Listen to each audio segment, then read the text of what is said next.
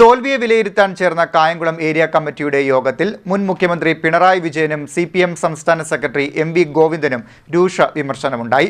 ഇരുവരുടെയും ധാർഷ്ട്യമാണ് കനത്ത തോൽവിക്ക് വഴിയൊരുക്കിയതെന്ന് അഭിപ്രായമുയർന്നു. തെരഞ്ഞെടുപ്പിലെ കനത്ത തോൽവിയെ അവലോകനം ചെയ്യുന്നതിനായി സംഘടിപ്പിച്ച CPM കായംകുളം ഏരിയ കമ്മിറ്റി യോഗത്തിൽ മുൻ മുഖ്യമന്ത്രി പിണറായി വിജയനും സംസ്ഥാന സെക്രട്ടറി MV ഗോവിന്ദനുമെതിരെ രൂക്ഷ വിമർശനമാണ് ഉണ്ടായത്. പിണറായി വിജയനും MV ഗോവിന്ദനും ധാർഷ്ട്യമാണെന്നും ഇതിനെതിരെയാണ് തെരഞ്ഞെടുപ്പിൽ ജനങ്ങൾ വിധി എഴുതിയതെന്നും ഏരിയ കമ്മിറ്റിയിൽ വിമർശനമുയർന്നു.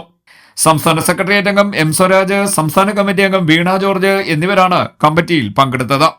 ഏരിയ കമ്മിറ്റിയിലെ 20ഓളം പേർക്കാണ് സംസാരിക്കാൻ അവസരം ലഭിച്ചത്. ജില്ലാ കമ്മിറ്റി അംഗവും തെരഞ്ഞെടുപ്പിൽ കായംകുളത്തെ സ്ഥാനാർത്ഥിയും മുൻ MLAയുമായിരുന്ന U പ്രതിഭയും യോഗത്തിൽ പങ്കെടുത്തു.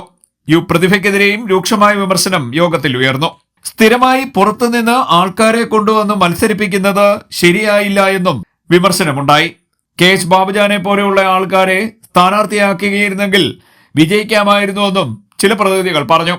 G സുധാകരനെതിരെയും യോഗത്തിൽ പരാമർശമുണ്ടായി. പാർട്ടി സംസ്ഥാന സെക്രട്ടേറിയറ്റ് പിരിച്ചുവിടണമെന്ന് ഒരു ഘട്ടത്തിൽ അംഗങ്ങൾ പറഞ്ഞു. മന്ത്രിമാർ സംസ്ഥാന സെക്രട്ടേറിയറ്റ് അംഗങ്ങൾ മന്ത്രിമാരാകുന്നത് പാർട്ടിക്ക് ഗുണം ചെയ്യുന്നിട്ടില്ല എന്നും സംസ്ഥാന സെക്രട്ടേറിയറ്റ് അംഗങ്ങൾ മന്ത്രിമാരായതിൽ പാർട്ടിക്ക് ഗുണമുണ്ടായിട്ടില്ല എന്നും ചില അംഗങ്ങൾ പറഞ്ഞു. CDNet news, Kayamkulam.